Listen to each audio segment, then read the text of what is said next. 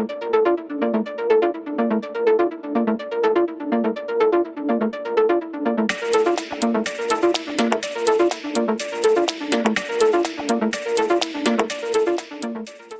वालेकुम नाज़रीन। इस एपिसोड के शुरू में माँ परी खतून कोपैक से कहती है, क्या आपने अपना फर्ज पूरा कर लिया है?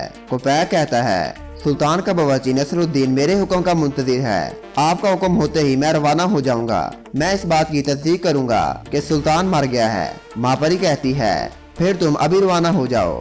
मैं शहजादे गियासुद्दीन के वफादार अमीरों को इकट्ठा करूंगी और उन्हें तैयार रहने का कहूंगी। सालतीन कहता है, मैंने इस बारे में अपने आदमियों को बता दिया है जो मेरे हुक्म के मुंतजिर हैं। आलतूनबा कहता है, शहजादा अरसलान और उसकी माँ को मेरे लिए छोड़ दो, मैं उनको कभी भी कोनिया नहीं पहुँचने दूंगा। माँ परी कहती है, आप दोनों शहजादा गियासुद्दीन के नाइब होंगे। रियासत की हिफाजत के लिए आप मेरे बेटे की हिमायत करेंगे। फिर सालतीन माँ परी खतून को अपने वफादार सिपाही गोगतक के बारे में बताता है कि अर्तुगरुल ने किस तरह मेरे मंसूबे को नाकाम बनाया है। मेरा अंदाजा है कि अर्तुगरुल हर चीज से वाकिफ है। माँ परी कहती है, अर्तुगरुल को फौरन रोकना होगा। अगर वो सुल्तान तक पहुँच गया तो हमारे सारे मंसूबे नाकाम हो जाएंगे। कोपैक कहता है, मैंने इस बारे में एक मंसूबा बनाया है। अर्तुगरुल को हम नहीं बल्कि सुल्तान खुद मारेगा।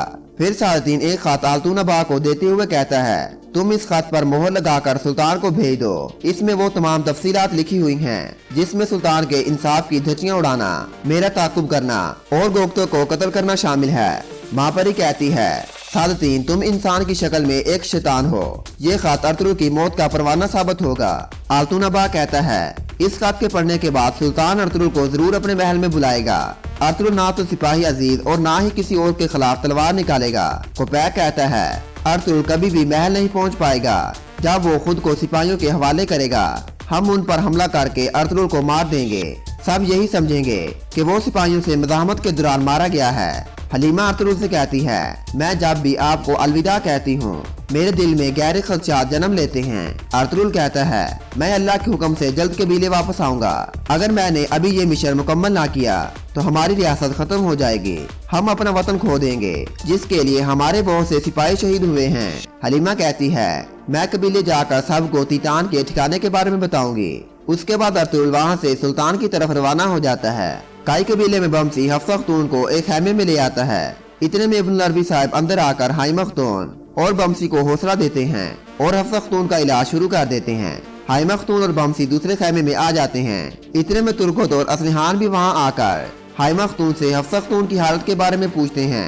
बमसी गुस्से में तुर्गत से कहता है, अगर तुम मेरी बात मान लेते तो हमें ये दिन ना देखना पड़ता। इस तरह बमसी अपना सारा गुस्सा तुर्गत पर निकालता है।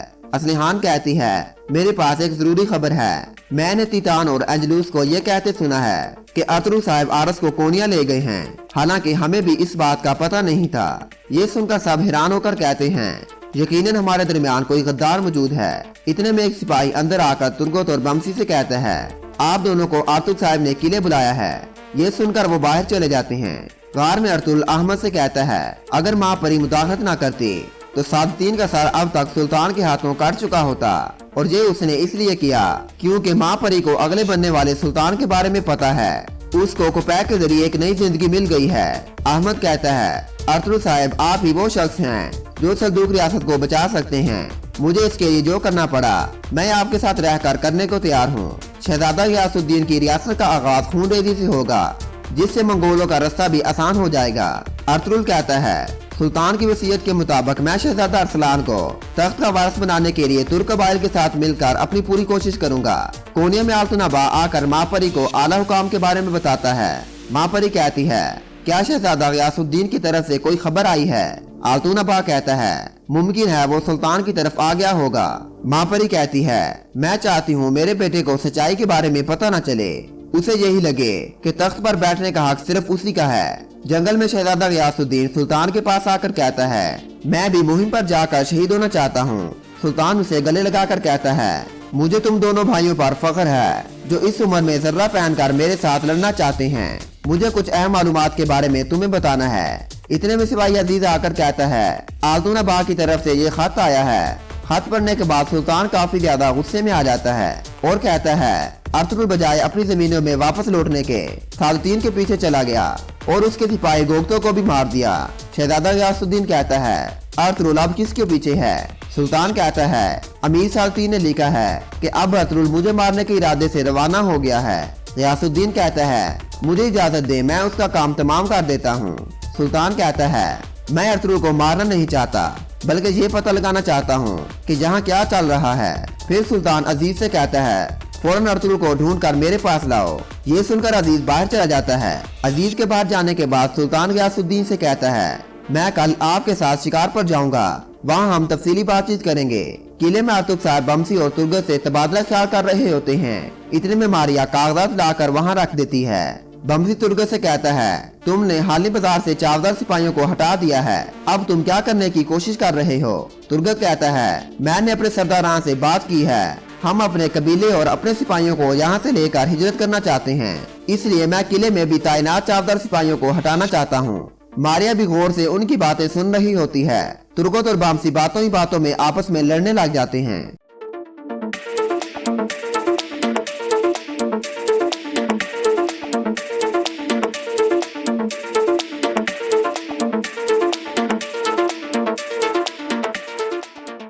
अर्तुग साहब तुर्गत का मुआयना करके कहते हैं बमसी तुमने ये क्या किया, तुमने अपने भाई की जान ले ली। ये खबर किसी सूरत भी हमारे दुश्मनों के कानों तक नहीं पहुंचनी चाहिए।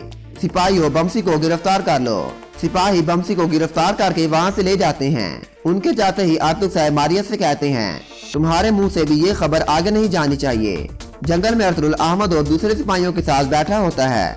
अहमद कहता है अब मुझे पता चला है कि इस्लाम में दाखिल होने के लिए कितनी कोशिशें दरकार होती हैं। आपके इखलाक ने मुझे बहुत मुतासर किया। अर्तुगरुल कहता है अगर आपके सच्चे रास्ते पर आने में मेरा थोड़ा सा भी किरदार है तो मैं इस पर अल्लाह का शुक्र अदा करता हूँ। फिर अहमद अपने ख्वाब के बारे में अर्तुगरुल साहब को बताता है। इतने में अजीज अपने सिपाहियों के साथ वहाँ आ जाता है और कहता है अर्तुगरुल साहब हम आपको सुल्तान के हुक्म पर गिरफ्तार करने आए हैं। ये सुनकर सब लोग हैरान हो जाते हैं और अपनी तलवारें बाहर निकाल लेते हैं। अर्तुगरुल सिपाहियों को तलवारें नीचे करने के लिए कहता है और अजीज से खुद को गिरफ्तार करने की वजह पूछता है। अजीज कहता है जब तुम सुल्तान के हुजूर पेश होगे तो तुम्हें पता चल जाएगा। फिर सब सिपाही अर्तुगरुल साहब को गिरफ्तार करके वहाँ से ले जाते हैं।